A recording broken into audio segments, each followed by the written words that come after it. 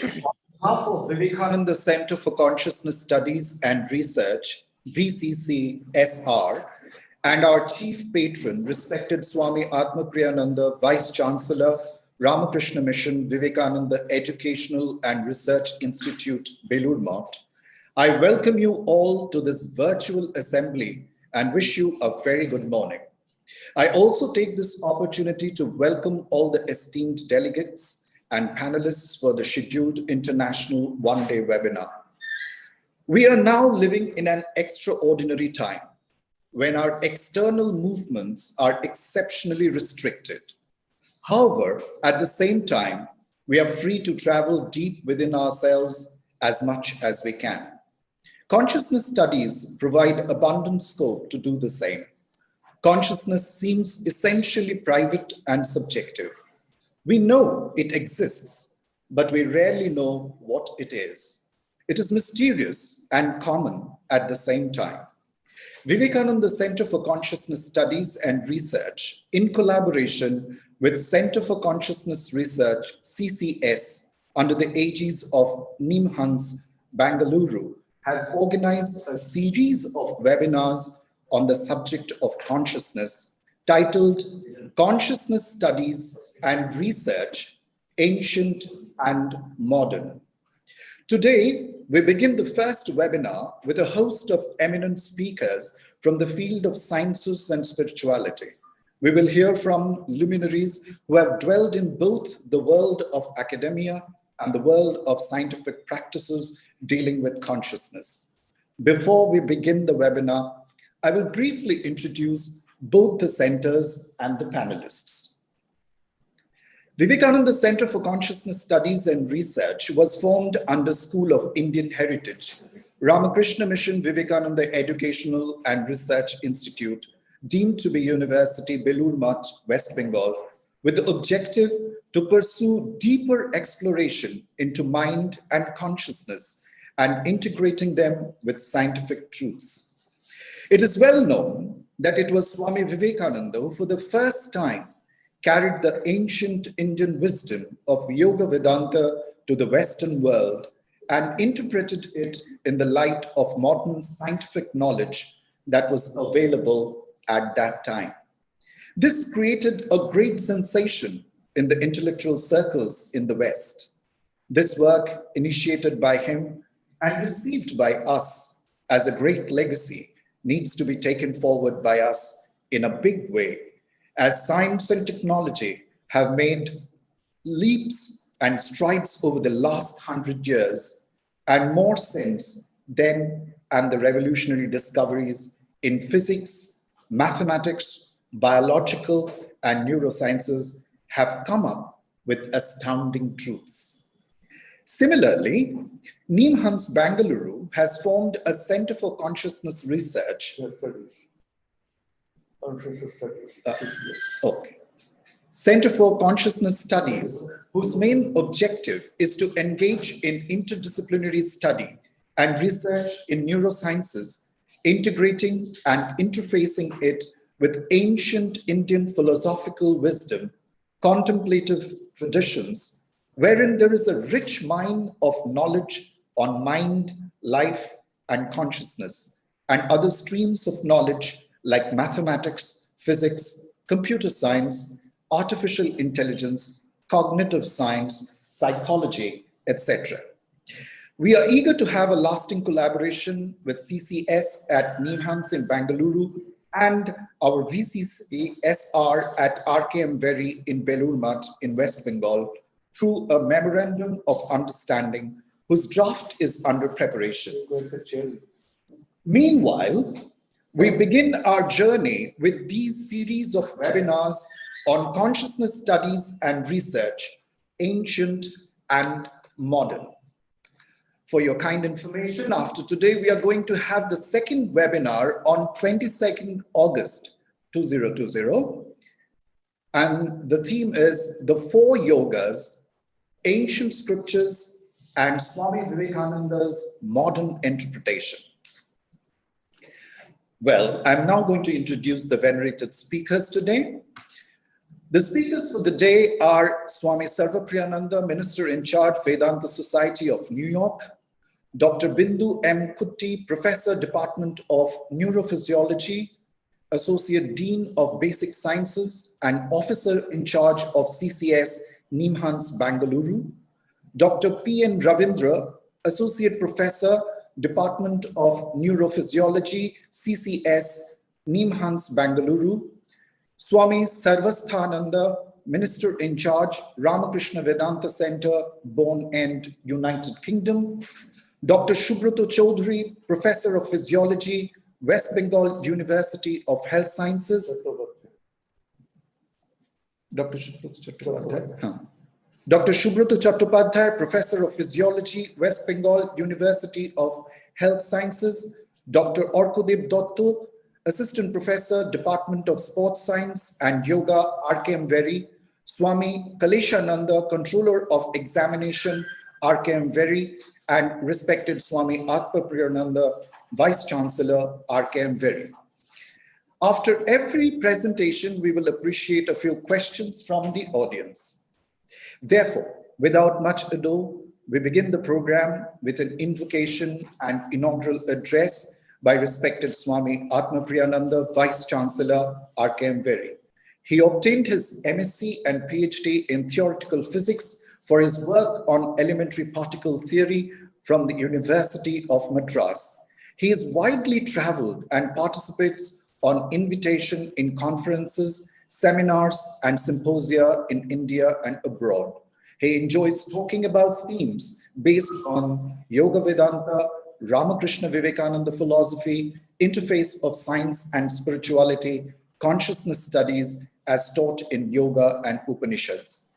Today, he will share his valuable thoughts on consciousness as discussed by Sri Ramakrishna in the Kathmrita, the Gospel of Sri Ramakrishna. Maharaj. Om Sthapakaya Dharmasya Sarvadharmaswarupine Avatara Varishtaya Ramakrishnaya Te Namaha. Sri Ramakrishna, in his conversations and dialogues with his disciples and admirers, and the intellectuals of his day not only spoke about consciousness, he elevated the minds of all those who listened to him, inspired them. Something like that, don't show me, no, show everybody. Inspired all of them to live a life of godliness.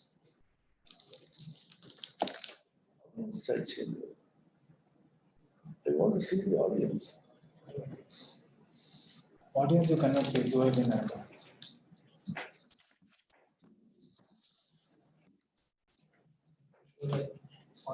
So in a sense, Sri Ramakrishna, I don't know how to look at myself. No, it is a webinar, so you cannot see the participants. Oh, then don't show me. YouTube. So, Sri Ramakrishna lived as an embodiment of consciousness. We can call him Chid Ghanakaya, following Swami Vivekananda. Chid means consciousness, Ghana, condensed, Kaya, body. He was the embodiment of consciousness, as it were, and his central theme of talks was Chaitanya, or consciousness. When he talked about man, a human being, he considered him consciousness within and without, a person who is struggling to attain the higher consciousness, which is his birthright. He derived the meaning of the word Manush, which is the Indian word for a human being, man, from the etymological meaning man hush. And you know, Sri Ramakrishna was a master of the punning of words. So in his own inimitable style, he said, who is a manush? Jar man hush hoyeche she hoche manush. Man means one's own inner status. What is that? Every person's inner status is that he is Chaitanya Swarupa. He is of the nature of Sat, Chit, Ananda, existence absolute, knowledge absolute, and bliss absolute. He is Nitya Shuddha Buddha Mukta Swarupa, in the words of Shankaracharya. He is eternally pure, eternally awakened, eternally free. So that is a man. Man actually is derived from the dhatu, the verbal root ma, means to measure. How do you measure a person? You measure a human being from the way he manifests his true spirit or consciousness within. In English also we say, you should measure up to your capacity. That is the mana. Kalidasa's famous opening lines in the Kumara Sambhava, perhaps, where he says, Mana Danda. Mana Danda means the measuring rod. The Himalayas, he calls as the Mana Danda, the measuring rod by which Indian spirituality, wisdom, and consciousness is measured. So, Man Hush means a person who is conscious of his real higher nature. Hush means conscious. Man means his status. So a man hush is a person who is conscious of his real higher nature, and therefore he is called a manush. A person is unconscious of his real nature, which is Satchidananda Swarupa, in the language of Vedanta, or which is the child of God in the language of Bhakti. But his real nature is not. His body, mind, senses complex. This organic entity called the body-mind is the outer covering in which consciousness is encased. This is the story which is repeatedly mentioned in the Upanishads. The Taittiriya Upanishad, for example, says that man's higher nature as Satchidananda Swarupa, higher consciousness, the Atman, is encased, as it were, a sword in a sheath in 5 koshas, which the Upanishads call the 5 Atmans. Shankara transformed them into koshas for a particular reason of his own. Annamaya, Pranamaya, Manomaya, Vijnanamaya, Anandamaya. These are the 5 sheaths or koshas, as it were, in which the Atman is encased. So you transcend one by one and ultimately reach the innermost core of your being, which is Satchit Ananda Swarupa.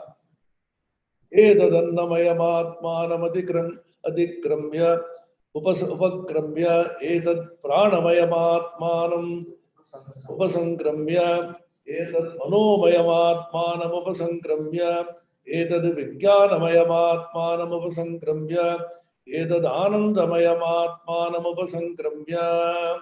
One by one, you uncover so as to discover yourself. This discovery or uncovery, which is the recovery of your own self. So Sri Ramakrishna always points out, somewhere down the line we have lost ourselves. Carl Jung, the famous psychologist, has a book, Modern Man in Search of His Own Soul. We are searching for everything outside, but we have lost ourselves in the process. Christ also said, what if you have gained everything in the world and you have lost your own self, your own soul? So how to get back your own soul, which is the theme of the entire vast spiritual, philosophical literature of India. And the Bhagavad Gita has a wonderful phrase, very telling, pithy, aphoristic, deep, says Atmavan. Matu pratyaya in Sanskrit means possessive. A person who possesses wealth is dhanavan. A person who possesses guna is gunavan. So what does Atmavan means? It means a person who possesses himself. Do we not possess ourselves? Why should we specifically say one should be Atmavan? The reason is we have lost ourselves by investing ourselves in too many things outside. So recover yourself, come back to your own self and possess yourself. Nistraygunya Veda. Veda is Nistraygunya.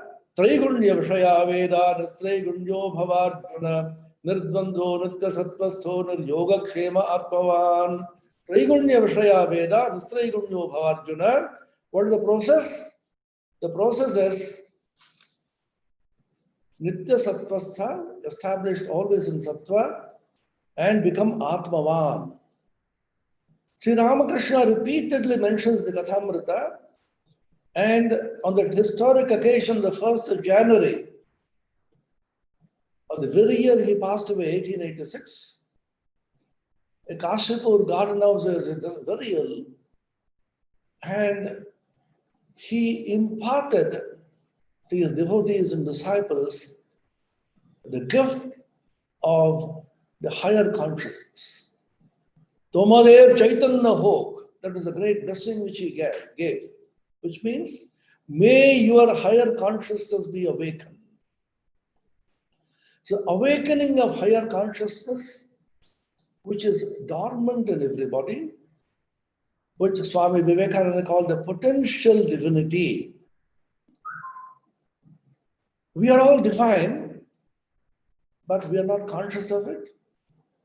And this potential divinity, the innate divinity, has to be awakened. So the awakening of the inner consciousness and potential divinity is all the effort in spiritual field. Constantly strive to awaken your potential divinity. Swami Vivekananda's favorite mantra in the Kathopanishad, Uttishtata Jagrata Prapya Varan Nibodhata. Arise awake and approaching realized people, excellent, extraordinary, awakened people in the world of spirituality, learn from them. Awake, awake, awake, awake is all that I preach, Vivekananda said. And he gave a simple formula in 4 sentences, which can be termed the Nutan Chatursutri, the new 4 sutras. You know, the Brahma Sutras and the Vedanta Sutras by Badarayana Vyasa is considered one of the Prasthanatraya, one of the 3 canons of Vedanta. Bhagavad Gita is one, which is called the Smriti Prasthana. Upanishads called the Shruti Prasthana. And Vedanta Sutras called the Nyaya Prasthana.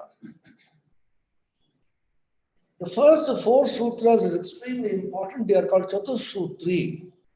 Vivekananda called the modern Chatursutri, as described by Swami Atmapriyananda of revered memory. He said, the modern Chatursutri are the 4 sutras. 1, each soul is potentially divine. 2, the goal is to manifest this divinity within by controlling nature, external and internal. 3, do this either by work or worship or psychic control or philosophy, or one or more or all of these and be free, this is the whole of religion. And 4, doctrines or dogmas, or rituals or books or temples or forms are but secondary details. And therefore, the entire Kathmrita of Sri Ramakrishna, whether it is dancing or singing or joking or making fun, everything is tinged with the consciousness of the human being at the individual level and the cosmic consciousness at the collective level. Swami Shivanandaji, a direct monastic disciple of Sri Ramakrishna, once said, Sri Ramakrishna came to awaken the Kula Kundalini, the cosmic Kundalini of the whole universe. Yoga believes, Tantra believes that there's a Kundalini power which is at the base of our spine and that contains the entire spiritual power of the universe. And the individual Kundalinis of all human beings, when they are awakened and roused, they pass through several chakras, ultimately reaching the Sahasrara at the head and completely merging with the infinite and the absolute. And just like in the microcosm, there's an individual Kundalini, we may think of a cosmic Kundalini in the macrocosm. This cosmic Kundalini, Sri Ramakrishna called Kali, this is the divine mother of the universe, and she is the person who awakens the individual Kundalinis of human beings. Sri Ramakrishna always tried to arouse the cosmic consciousness by which the individual Kundalinis can be awakened. The entire Kathmrita is devoted to that. And he also made a special contribution to the spiritual and philosophical thought of the Indian wisdom by saying that a person who does not know, is not aware of his higher consciousness, is called Ajnani, is an ignorant person. And a person who has awakened his consciousness and is aware of his higher consciousness is a Jnani.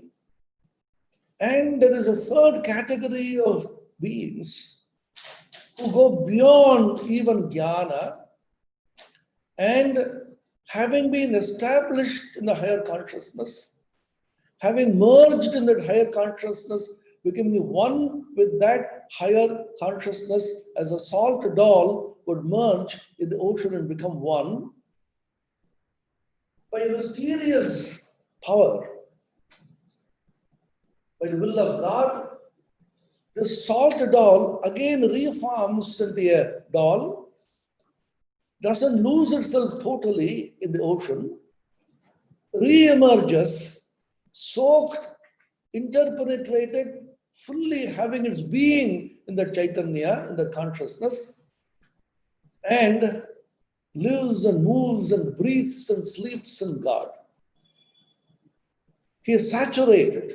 The word Sri Ramakrishna uses in the Gospel, in the Kathmrita in Bengali, Chaitanya Jore Ache. The whole universe is soaked in Chaitanya. Jore Ache is a very expressive word in Bengali, which means it's completely saturated, soaked, interpenetrated. Otapurota is the word used in the Brihadaranyaka Upanishad by Chaitanya consciousness. There's nothing in this universe apart from consciousness. Isha Vasyamidam Sarvam Yatkincha Jagatyam Jagat, as the Isha Upanishad opening lines say. Sarvam Khalvidam Brahma, the Chandaka Upanishad would say. Brahma Vedam Amritam Purastat, Brahma Paschat, Brahma Dakshinadas Chottareda, Chordham Cha Prasritam, Brahma Vedam Vishwamidam Varishtam, as the Mundaka Upanishad would say. The whole world is a manifestation of that one supreme consciousness. It could manifest at the physical level, at the mental level, at the spiritual level, and beyond.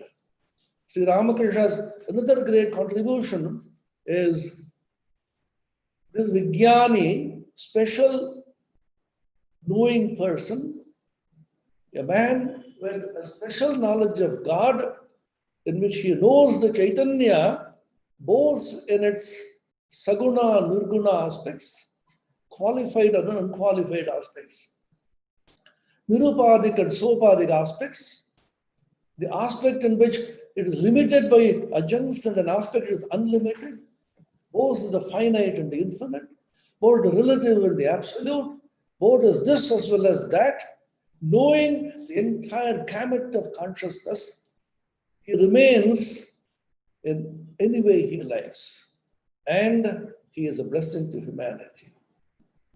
And his contribution to the philosophical and spiritual thought of humanity is this Vijnani who, living in the world, is not of this world. This has been portrayed by Swami Vivekananda in some terms, although Vivekananda said this cannot be portrayed. Wanting to write about Sri Ramakrishna said, I can't actually describe Sri Ramakrishna as the vastness, the infinity, and the extensity and the intensity of his mind. Deep as the ocean and broad as the skies. But he used certain remarkable phrases.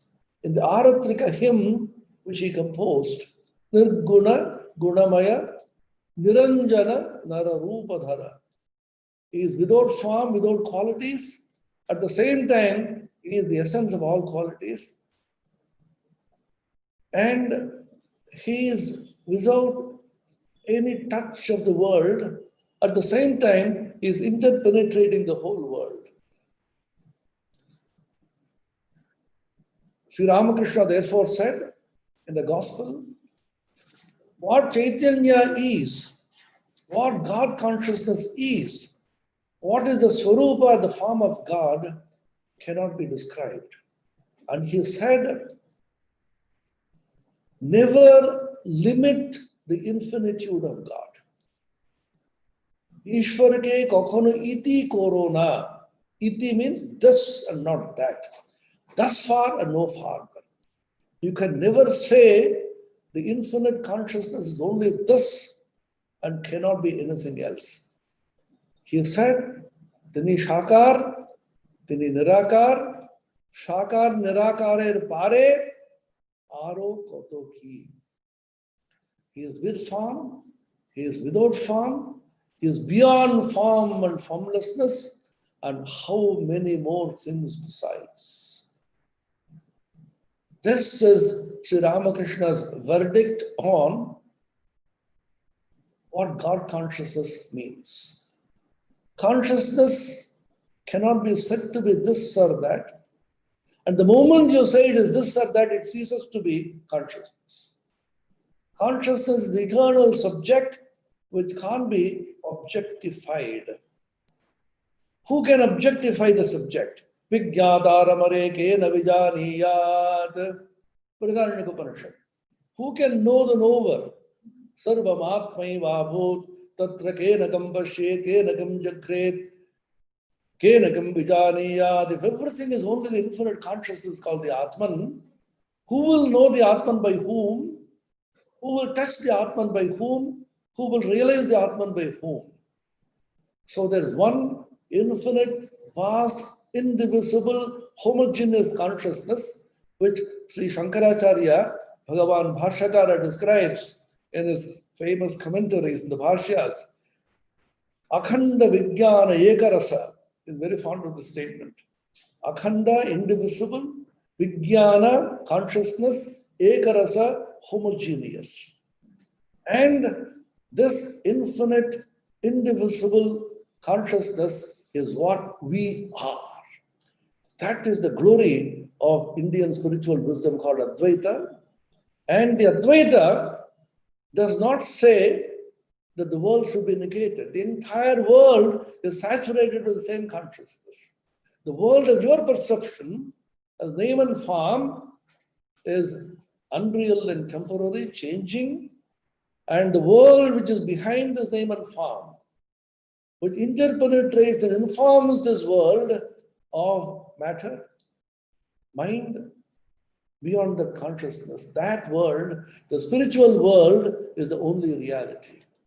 And all that we need to do is change our perception. Drishtim jnanamayim kritva pashyet brahmamayam jagat. Shankaracharya says in one place. You make your drishti, your vision, your sight, brahmamayi, tinged with the higher consciousness, jnanamayi, tinged with knowledge, and the entire world gets transformed into Brahmamaya consciousness. So all that we need to do, repeatedly taught by Sri Ramakrishna in the Kathmrita, is to awaken the higher consciousness within, change your vision of this world, and see that God alone has become everything. He is above, He is below, He is on the sides, He is saturating everything, interpenetrating everything. All of us are soaked and move and breathe and live and have our being in God. And that is what we actually are. Having realized this, you live in any way you like. And finally, Vedanta urges us to have Sarva Bhuta Hiterataha. That is the final word. What does such a person do? He has infinite feeling and compassion, love and harmony in his heart, and in his heart, the entire world is subsumed. He is the world and the world is he, and he realizes his infinite dimension, and Vasantaval Lokahitam Charantaha, like a gentle breeze which gives so much of solace and peace and coolness to everybody. He moves around the world as a person soaked in consciousness and awakens the spiritual consciousness of everybody. This is what Ramakrishna did, lived and taught in the Ramakrishna Kathmrita. Om Shanti Shanti Shanti Hari Om Tat Sat Shri Ramakrishna Arpanamastu. Thank you, Maharaja, for providing such profound insight into the world of consciousness. Your lucid and charming language showed how Sri Ramakrishna is found as the embodiment of consciousness. And you have also emphasized on the prime purpose of life, that is to getting back yourself and awakening of the higher consciousness. Well, we would like to invite some questions, especially I think we can only afford to have 2 questions from our audience. So if you have any questions, please raise your hand.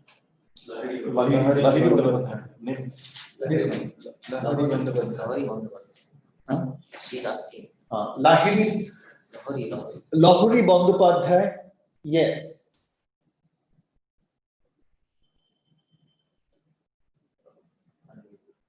Unmute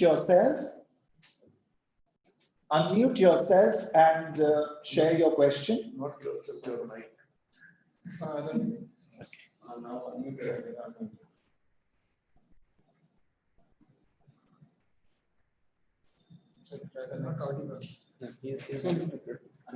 Lahori Bandopadhyay,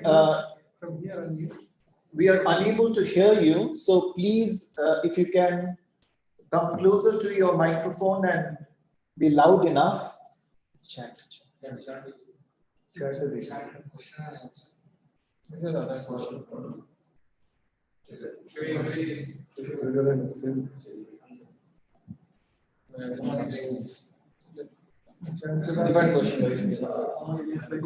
Okay, so we have a question from Mr. Joyanto Das. How would I raise my consciousness? I thought that was what I spoke about for half hour. You raise your consciousness by realizing that you are that infinite consciousness entity. Believe in this And a simple method given in Vedanta, constantly listen to this, hear about it, Shravana, and believe in this with Shraddha, and reflect upon this, and be absorbed in this thought. If you really want it, you will get it. It's just like asking, how would I quench my thirst? You have to go to a place where good water is available, take it and drink it. Water is available everywhere. If you really feel thirsty, you will quench your thirst. And Ramakrishna has come with the purest of the pure water of the Ganges to quench the thirst of all of us.